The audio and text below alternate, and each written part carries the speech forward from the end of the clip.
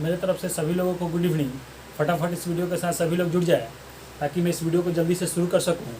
इसके पहले मैं आप लोगों को एक चीज़ बताना चाहूँगा कि जो भी भाई बंधु हमारे वीडियो के साथ जुड़े हैं वो इस वीडियो को जम के लाइक करें, सब्सक्राइब करें, कमेंट भी करें, शेयर भी करें और अपने सर्किल में जितने भी भाई बंधु हैं सभी लोगों को, भाई बंधु दोस्त महिम जो भी हैं सभी लोगों को इस वीडियो के साथ जुड़े।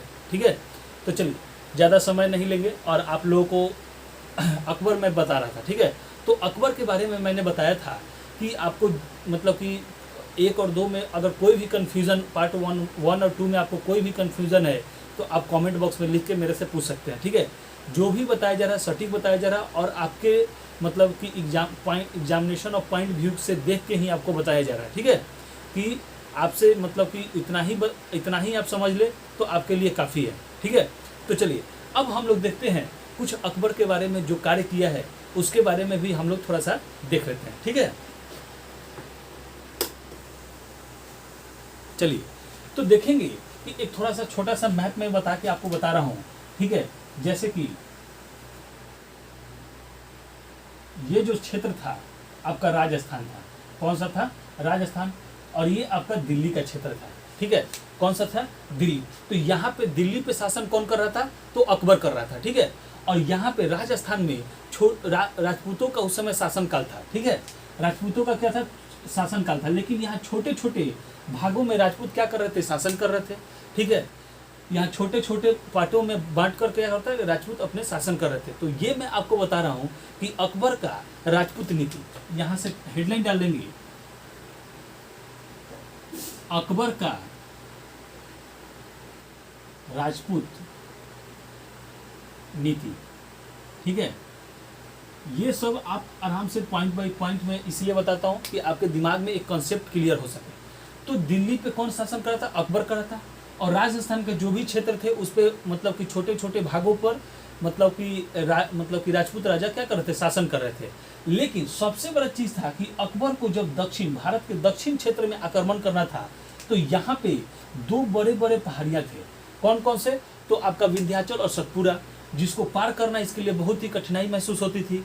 अब कहने का मतलब कि ये तो पैदल सेना और मतलब कि अपने से जाके तो युद्ध करेगा नहीं, तो अपने साथ हाथी, घोड़ा, ऊँट लेके जाना पड़ता था। ठीक है, पैदल सेना भी चलनी पड़ती थी। तो ये सब बड़े बड़े ऊंचे ऊंचे पहाड़ियों को पार करने में उन लोगों को कठिनाई होती थी। मान लीजिए कि हाथी चल रहा है, फिसल के गिर गया, हाथी उतना ऊपर चढ़ नहीं पाएगा। ठीक है, तो अब इनको जब भी भारत के दक्षिण क्षेत्र में जाना पड़ता था तो इन लोगों को राजस्थान से होके जाना पड़ता था और हमेशा राजस्थान के राजपूतों राजा से इनको क्या होना था? लड़ाई झगड़ा करना पड़ता था। तो अकबर ने बुद्धि लगाया कि क्यों ना मतलब कि ऐसा किया जाए कि ये हमारे अंडर में हो जाए या मतलब कि इनको जीत लिया जाए। ठीक है, तो आपसे सवाल पूछा जाता है कि अकबर राजपूत नीति के तहत राजपूतों से कैसे मतलब कि ये किया था? तो दमन और समझौता दोनों की तरफ से कौन सा नीति अपनाया था? तो नीति अगर आपसे पूछे कि राजपूतों के प्रति कौन सी नीति अपनाई थी, तो दमन और समझौता। दमन और समझौता। ठीक है, दमन और समझौता की नीति अपनाया था। यानी कि या तो आप मेरे से युद्ध करें या समझौता कर ले तो मेरा बात मान ले। ठीक है, इस पे हुआ था। लेकिन अब सबसे बड़ी दिक्कत क्या थी? सबसे बड़ी दिक्कत क्या थी कि यहाँ जो राजपूत थे, ठीक है, अकबर ने सोचा कि सबसे पहले पता करते हैं कि इन लोगों को क्या चाहिए। तो अकबर जब इन लोगों के बारे में पता लगाया तो पता चला कि ये लोग चाहते थे कि मतलब कि जो क्षेत्र मेरा है वह क्षेत्र मेरा भी रहे और यहाँ के राजा भी हम ही रहे। ठीक है, तो अब इसमें अकबर को क्या फ़ायदा होता? तो अकबर ने दिमाग लगाया और बोला कि ठीक है, चलिए ये क्षेत्र भी आपका रहेगा और ये आपका जो राज है उसका राजा भी आप ही रहेंगे, लेकिन मनसबदारी व्यवस्था के प्रणाली के थ्रू आपको हमें क्या करना होगा? मनसबदारी देना होगा। ठीक है, तो मनसबदारी देने के लिए राजी करवा लिया। और इस पे से क्या होता था कि जब भी अब अकबर को कहीं युद्ध करना होता था तो इन सब को क्या करता था? अपना सेना भेजने के लिए बोल देता था। तो बैठे बैठे अकबर को बहुत सारा फायदा हो गया और यहाँ से सेना भी इसको बहुत ज़्यादा मिलने लगी। और इसी के साथ अब राजपूतों राजा को क्या चाहिए था? हमें क्षेत्र चाहिए था और राजा चाहिए था। उसने दे दिया, क्षेत्र भी दे दिया और राजा भी दे दिया। तो सहानुभूति भी अकबर राजपूत राजाओं का क्या हुआ? सहानुभूति भी प्राप्त कर लिया। ठीक है, सहानुभूति भी प्राप्त कर लिया।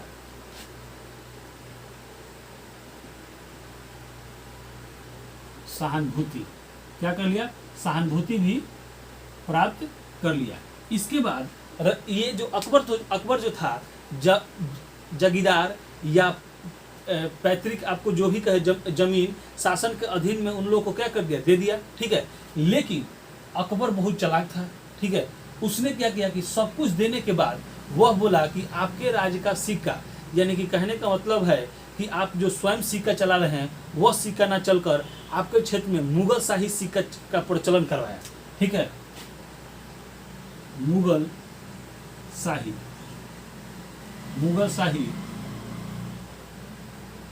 सिक्के का प्रचलन क्या करा, मुगल शाही सिक्के का इसने उन लोगों के राज्य में क्या करा, प्रचलन चलाया, ठीक है। क्योंकि अगर मुगल शाही सिक्के अगर चलते हैं तो आप इसके क्या होगा, अधीन रहेंगे, आपको ये चीज लगेगा, ठीक है। अब देखिए, अब यहाँ से स्टार्ट होता है कि ये तो मुगल शाही सिक्के का हो गया। अब आता है मनसबदारी व्यवस्था, कि अकबर के समय मनसबदारी व्यवस्था कैसा था, ठीक है। तो ऐसे लिख ले, हेडलाइन डाल ले, मनसबदारी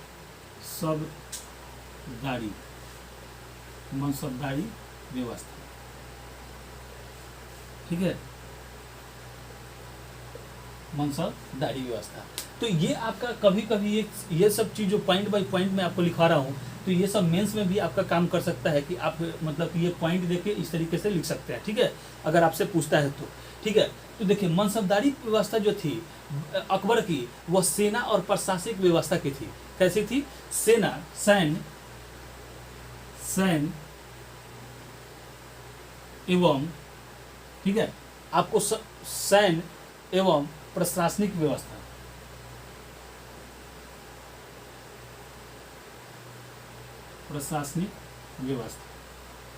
ठीक है, प्रशासनिक व्यवस्था दोनों तरह की थी, ठीक है। अब यहाँ पे क्या था, मनसबदार को क्या करना होता था कि पैदल सैनिक भी रखना पड़ता था और घुड़सवार भी रखना पड़ता था, ठीक है। तो यहाँ से अब मनसबदार बना लिया, तो मनसबदार को क्या करना रहता था कि पैदल सेना,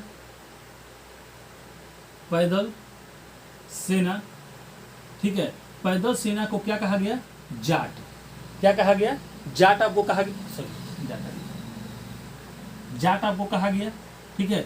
और घोड़सवारी सेना, ठीक है, घोड़सवार और घोड़सवार सेना को क्या कहा गया, तो आपको सवार। तो अकबर ने सबसे बड़ी मनसबदारी व्यवस्था में मनसबदारों को कहा कि आपको पैदल सेना भी रखना पड़ेगा, जिसको क्या कहेगा, जाट। तो ये सवाल आपसे पूछा जाता है कि अकबर के शासन काल में मनसबदार जो पैदल सेना रखते थे उसको क्या कहा जाता है, तो जाट। घोड़सवार सेना को क्या कहा जाता है, तो सवार। तो देखिए, घोड़ा पे हम लोग क्या होते हैं, सवार होते हैं, तो सवार। और ये पैदल जो होता है क्या होता है, जाट, तो जाट लिख लेंगे, ठीक है। और सबसे इंपॉर्टेंट चीज क्या हुआ कि अभी तक हम लोग देख रहे थे, जैसे दिल्ली सल्तनत में हम लोगों ने देखा था कि एकता प्रणाली में क्या होता था कि उन लोगों को कोई भी सेना चाहे मतलब कि जो भी अधिकारी रहता था तो उसे, ठीक है, उसे क्या किया जाता था कि मतलब कि वेतन के जगह पे भूमि दी जाती थी, ठीक है। जितना वेतन रहता था उसके हिसाब से उनको भूमि दिया जाता था।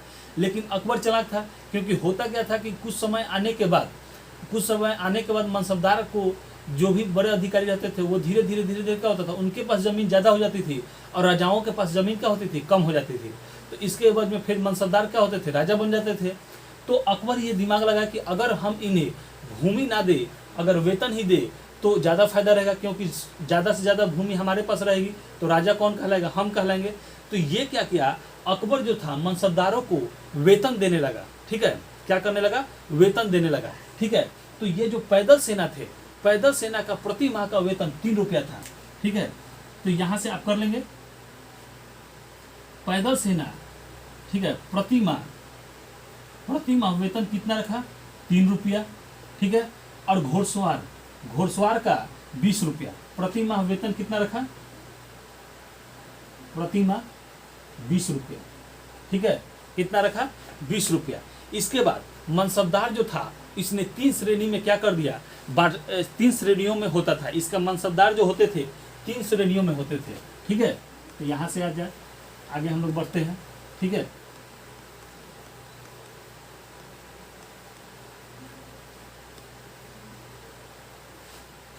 ठीक है। अब यहाँ से मनसबदार 3 श्रेणी के होते थे, ठीक है। मनसबदार कितने श्रेणी के? तो 3 श्रेणी के, 3 श्रेणी के होते थे। आपका पहला श्रेणी में देखिएगा तो कौन था? प्रथम श्रेणी जो ए में रखा गया था उसको 20,000 सेना, ठीक है। प्रथम श्रेणी में, ठीक है, कितना? सॉरी 1200,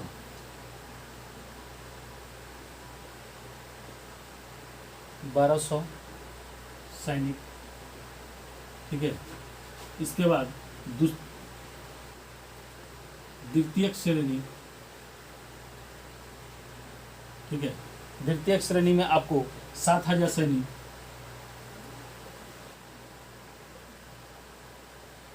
7,000 सैनिक। और तृतीय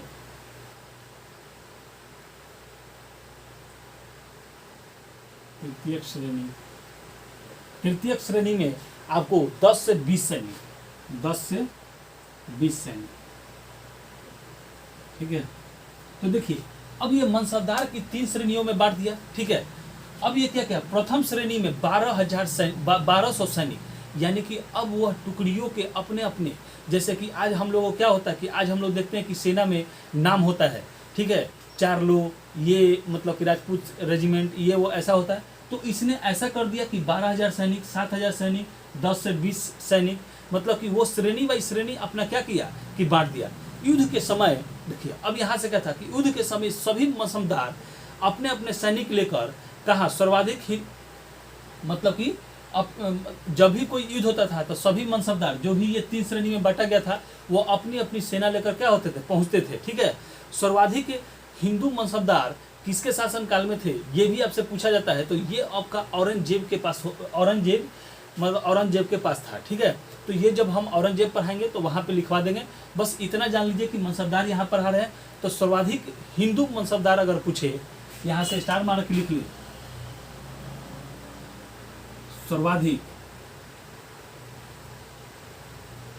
हिंदू मनसबदार किसके?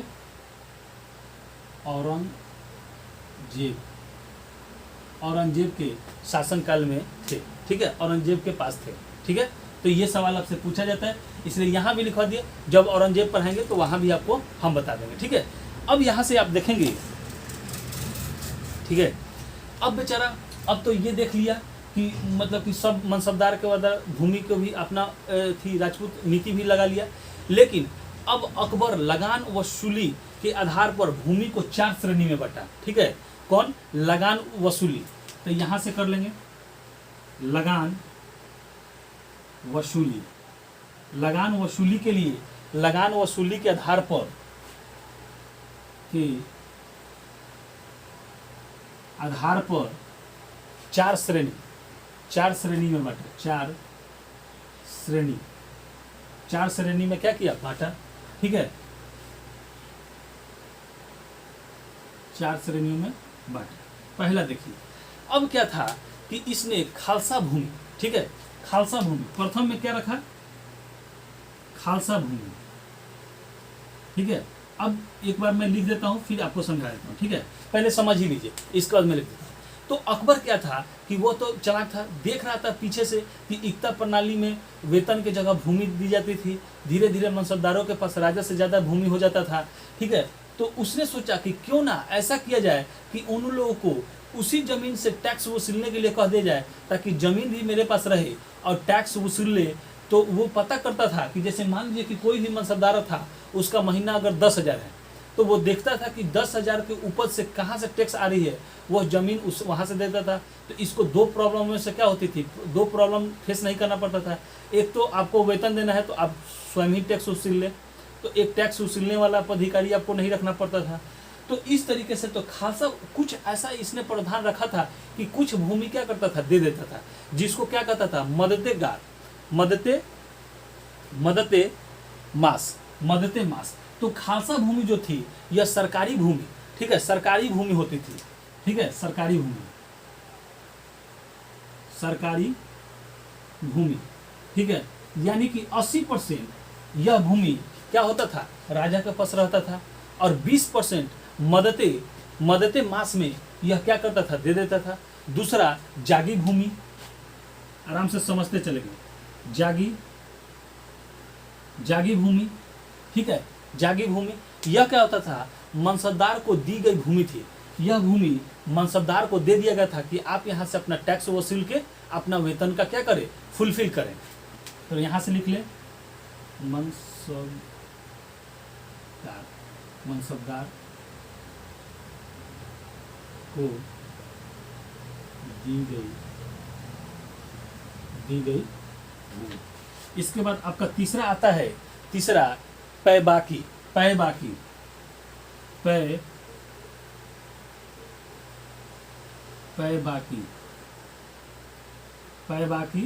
भूमि। अब देखिए यह पैबाकी भूमि क्या था कि अगर मान के चले कि कोई भी मनसबदार को अगर भूमि दिया गया है, ठीक है, तो उसको कहा गया कि आप 10,000 मतलब का आपको वेतन है, लेकिन बेचारा वह जब टैक्स वसूलने जाता है तो वहाँ से उसको उतना नहीं मिल पाता है, तो वह क्या करेगा, जैसे कि मान लीजिए कि कह दिए कि जाओ उस भूमि से तुम 10 बोरा ले लेना, लेकिन उसकी उपज ही 8 बोरा हुई है, तो वो आपको 10 बोरा कहाँ से देगा, ठीक है। तो यहाँ तो इसका 2 बोरा का घाटा लग गया। तो इसीलिए पैबाकी भूमि से उसको क्या किया जाता था, फुलफिल किया जाता था, ठीक है।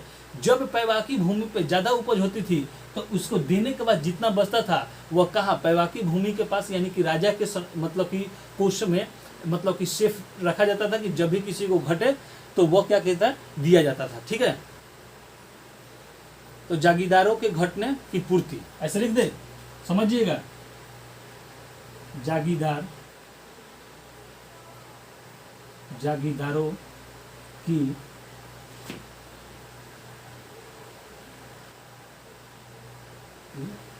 पूर्ति, ठीक है, क्या होता था, पूर्ति।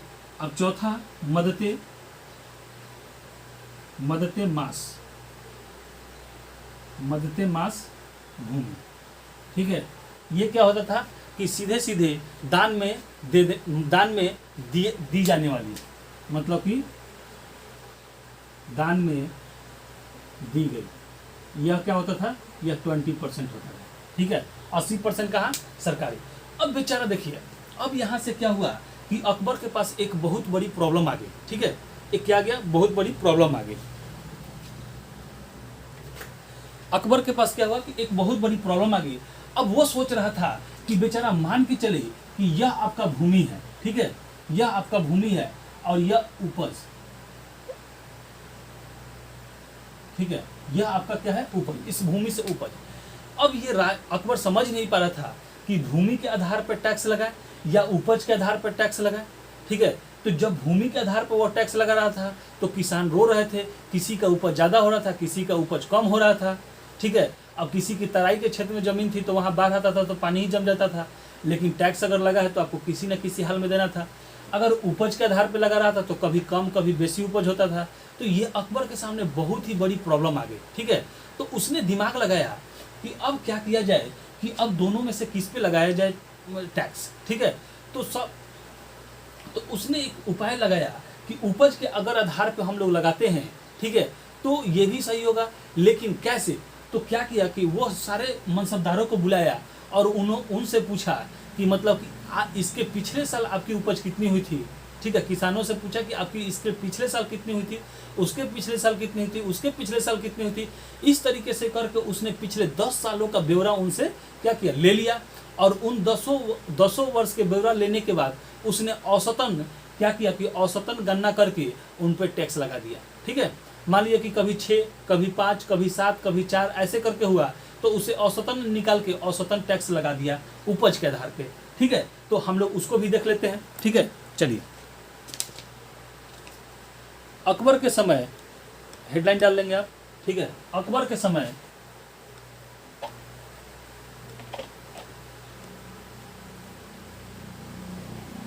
लिखिए, हेडलाइन लिखिए, अकबर के समय भू राजस्व व्यवस्था, भू राजस्व व्यवस्था, ठीक है, भू राजस्व व्यवस्था, ठीक है। तो कौन सी थी, पहला जब्ती जब्ती प्रणाली, ठीक है, जब्ती प्रणाली यानी कि भूमि के आकार पे टैक्स लिया जाता था। मैंने बताया था कि भूमि के माप पर टैक्स, भूमि के माप या आकार पर टैक्स, ठीक है। दूसरा कुनान, क्या था? कनकुट, ये क्या था? उपज के आधार पे था। क्या था? उपज के आधार पर टैक्स था। उपज के आधार पर टैक्स, ठीक है। इसके बाद तीसरा जो औसतन आपको कहा गया, जो कि मैंने आपको बताया था कि औसतन निकालना है, ठीक है। तो आईने ए 10 साल, कौन था? आईने ए 10 साल, आइन ए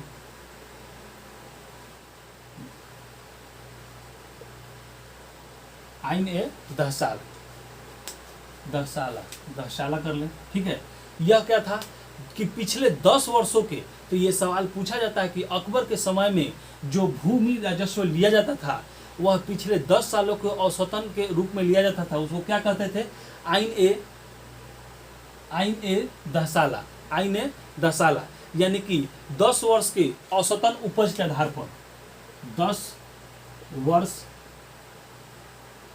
के औसत उपज के आधार पर ये टैक्स लिया जाता था, ठीक है। इसके बाद एक सवाल इसमें और जोड़ लेंगे, ठीक है। तो अब देखिए, एक बार क्या होता कि स्टेट पीसीएस में इसी को थोड़ा सा घुमा के पूछा था कि औसतन उपज, ठीक है, किस प्रणाली को कहा गया है? तो औसत के आधार पर यह लिया जा रहा है, तो इसी को आइन ए 10 साल को ही क्या कहेंगे? औसतन प्रणाली कहेंगे। लेकिन सबसे अच्छा सवाल यहाँ पे पीसीएस में पूछा था कि यह जो टैक्स है किसके, मतलब कि इसका श्रेय किसको जाता है? तो टोल ड्रम, ठीक है,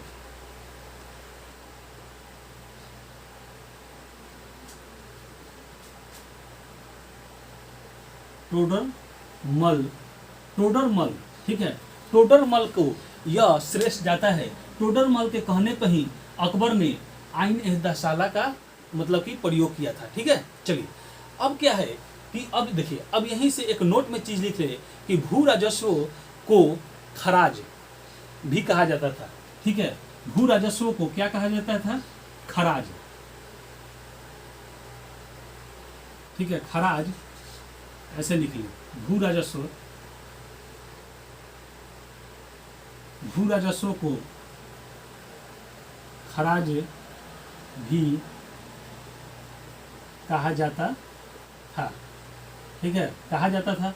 और यह 1/2 यानी कि 50% से, ठीक है, 50% से 1/3 यानी कि 33% तक टैक्स लिया जाता था, ठीक है। क्या करता कि 50% से, यहाँ कर ले, 50% से 33% तक का टैक्स लिया जाता था, ठीक है। अब आगे हम लोग चलते हैं कि अकबर के भूमि के उपज पे आधार पे 4 श्रेणियों में बांटा था। जो भूमि थी इसने 4 श्रेणियों में बांटी थी उपज के आधार पे, ठीक है। किसके आधार पे? तो उपज के आधार पे लिख ले, भूमि को उपज के